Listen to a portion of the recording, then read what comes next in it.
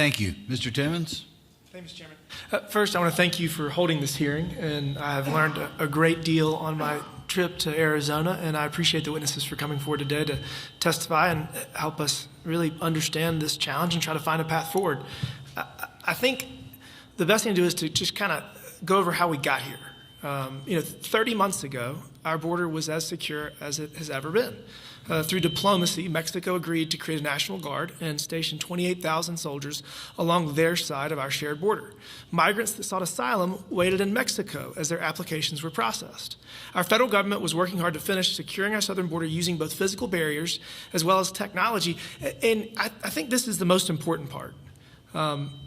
These policies that were being pursued by the Trump administration were mostly a continuation of Obama administration policies.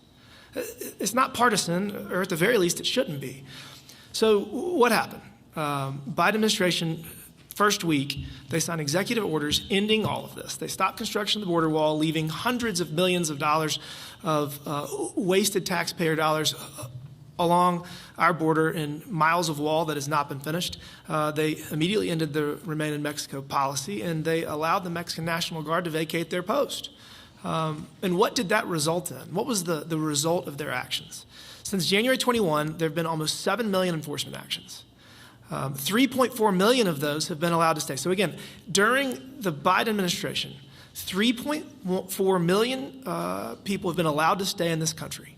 That is more than the population of 20 states in the United States. It's more than the population of 20 states in the United States. If the influx of illegal immigrants is not enough, just this past year, we've seen 160 million fentanyl pills. 24% of those crossed the border right here in Cochise County. That translates to tens of thousands of deaths, if not hundreds of thousands of overdose deaths. On top of that, you have Democrat mayors in some of our largest cities who are experiencing crisis after crisis because tens of thousands of these people that have been entering this country, of the 3.4 million people that have been allowed to stay, they don't have the resources, they don't have the infrastructure to deal with all of this stuff.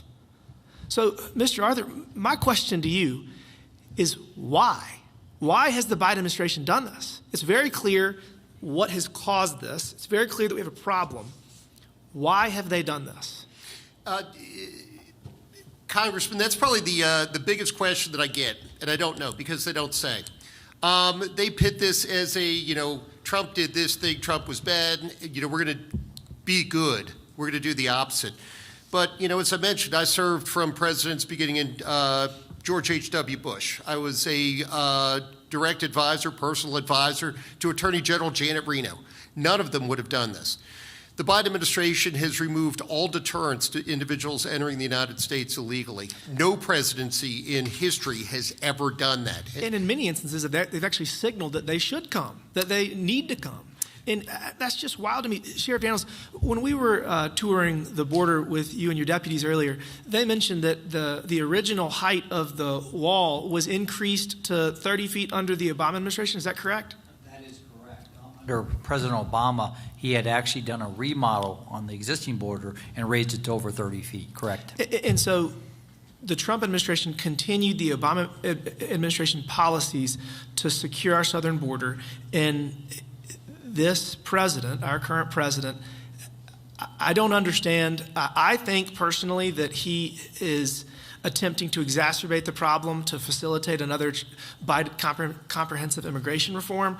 And, they attempted to do a lot of things in the Obama administration that I believe were illegal, but they originally said they didn't have the legal authority, the constitutional authority to implement certain programs. And then at the end of it, he said, well, if Congress isn't going to do it, we'll do it. I think this is a continuation of that effort to try to make this such a crisis that Congress will act. And I'll be honest with you, we need to act. We need to secure our border. We need to secure our population. Hundreds of thousands of people are dying from drug overdoses. Millions and millions of people are entering this country illegally. We have a massive problem. We're trying to grow our economy. Every person that comes to me from my district that has a business says that they have a workforce challenge. These people aren't going to work in our factories and our businesses. They're in a shadow economy, and it's not good for them. It's not good for anybody. And we need to put a stop to this. I will use my other 5 minutes to add additional questions. Mr. Chairman, I yield back. Thank you.